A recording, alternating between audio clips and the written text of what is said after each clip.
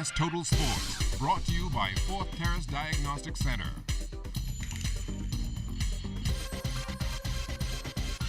This is your first look at sports. I'm Jonathan Benson. The inaugural Pierre Silk Bahamas LPGA Classic wrapping up yesterday at the Ocean Club Golf Course on Paradise Island. Bahamian Georgette Roll shot a three-day 10-over par 147. That included 5 birdies, 11 bogeys, and 2 double bogeys following her final round yesterday, which ended on a positive note with a birdie. Roll spoke about the experience of playing in her first LPGA event.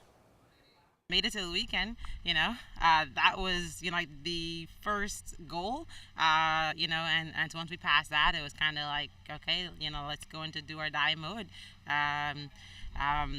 go at every shot, every putt, and let's see what we can do, to try to move up in the money. Competition was, great. You've got like the top players here in the world, the top 10 are here definitely. It was a shock to see that I was tied with the #1 player in the world as of yesterday. Now, instead of playing 72 holes over 4 days, the Pierre Silk Classic was turned into a 36-hole tournament, which was played over 3 days. This was the result of last week's bad weather and provided quite a unique situation for Roll and her coach, Kim Wing-Aiken. It's not 18 anymore, so it's kind of like, you got those 12 and you gotta keep your foot on the gas pretty much. And then we're kind of hopping around the place, so as far as like the scoring and stuff like that, I guess it was like kind of like difficult to adjust to at first, but definitely a mindset was try to make as many birdies as we can early, because 12 holes goes by really quickly. It's kind of different, but it's very interesting, and it was a very good experience for all of us. Well, summer is fast approaching, and that means a number of camps will be popping up. Among them will be the Southwest Basketball Camp set for June 22nd through July 19th at the Anatole Rogers Gym. The camp is open to boys and girls ages 7 to 16, and they will be learning from a group of knowledgeable instructors, including Chevy Simmons of Royal Davis, Tamar Bodie, Sean Christie, and Peniel Bain. What we want to do is we want to use this as an opportunity to give back, not only to give back, but to enhance our program at Anatole Rogers, SC McPherson, and CH Reeves. And we want to cater to the southwestern community of New Providence. The fee is $100 per camper. We have an early bird registration, which is $85 if you register before June 3rd. You can pick up registration forms at Anatole Rogers, or you can call Mr. Bain at 535-7214. After shooting 7 over on her first 2 rounds of the inaugural LPGA Pierre Silk Bahamas Classic, Bahamian Georgette Roll took back to the Ocean Club Golf Course early yesterday morning for her final round. Roll started strong and was 1 under through 2 holes, but from there she would bogey the next 5 of the 9 holes. But on that 18th hole, Roll once again gathering her composure, and she ended the round with a birdie, finishing up with a 10-over par 147. The day was, okay. I had it going there for a while, and I think I, just pressed a little too much, made a few bogeys, but, to finish with a birdie, that's a, great finish and a great start for me going into next week. Now up next for Roll will be qualifying for the U.S. Women's Open, and she's looking forward to the challenge. I expect to do, pretty well, after coming from here, I'm hitting the ball well.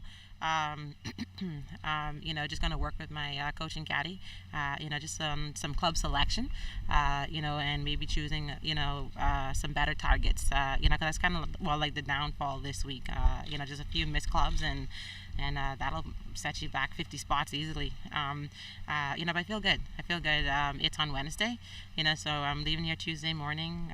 Going to get into Fort Lauderdale, but it's in Palm Beach.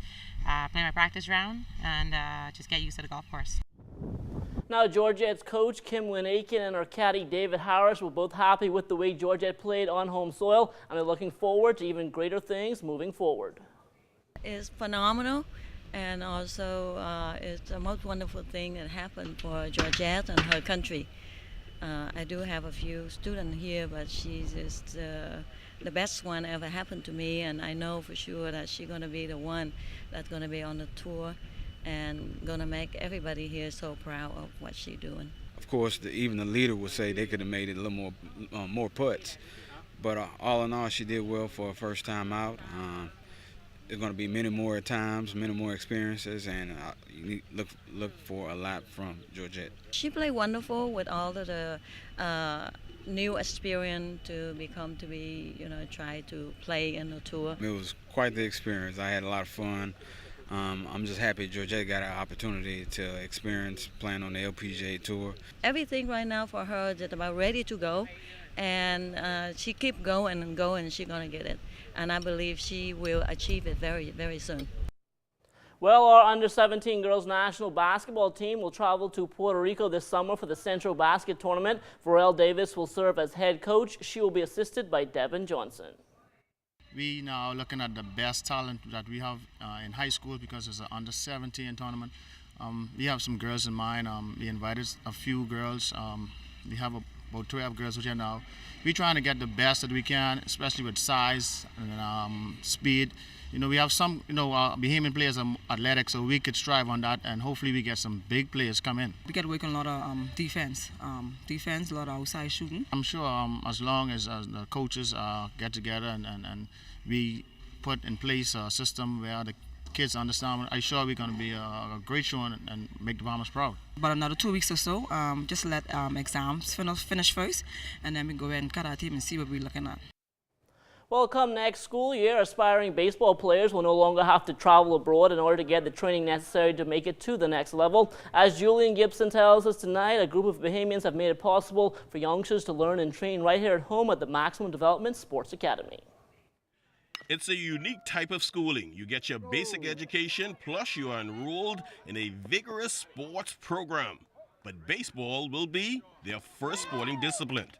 We are partnering up with a lady who does homeschool, and what that allows us to do is have a custom schedule for the kids, and the kids will go to school from 7:30 to 12:30 in the morning and work out on their skills as far as baseball from 1 o'clock to 5 o'clock every day. So what has been the response so far to this new school that will open come September? We have a lot of kids already on board. We're still in the process of interviewing a lot of parents and giving them the necessary information they need as far as the educational part. Because it's different, we have to take the time and make sure the parents are comfortable that the kids are going to get the education that they normally would get. And from us going through the process so far, that we've actually learned that homeschool kids actually are producing better grades in the national exams, and we think that this will even be better for our kids, because when we go searching for scholarships for these guys, they'll be able to produce great grade point averages and great testing, especially on the SATs and stuff like that, so that we can demand scholarships for them and get some value for their skills. And if you're wondering exactly who the persons are behind this idea, well, names you can simply trust. Me and Don, Jerron, Albert, we sat down and we were looking at what's going to happen to this 11-year-old, this 13-year-old, 3 years from now, 4 years from now, if we still don't have a stadium. And we sat down, we thought about it, and our competition is those guys in the Southern Caribbean. How are you going to be able to compete with them? And the model that they're using down there is what I said before, is that they practice every day. Sounds exciting to me. Reporting for ZNS Total Sports, I am Julian Gibson.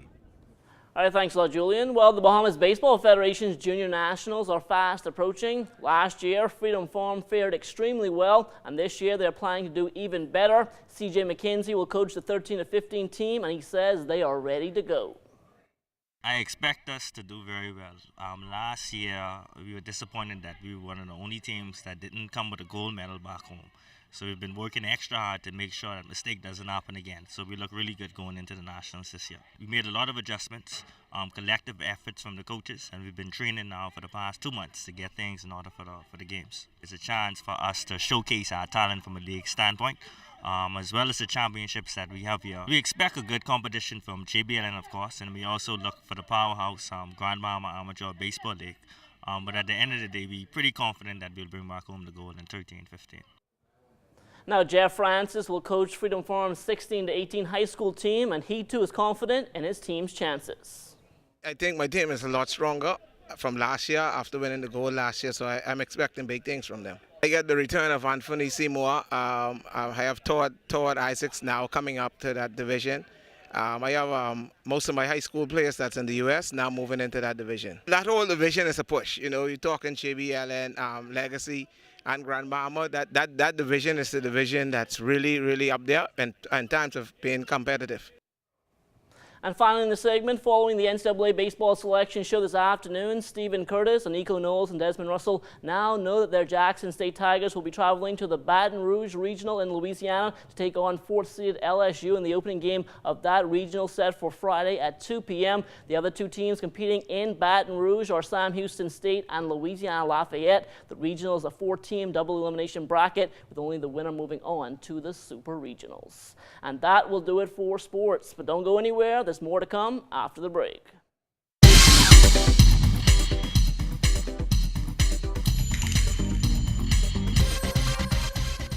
This is ZNS Total Sports, brought to you by Fourth Terrace Diagnostic Center.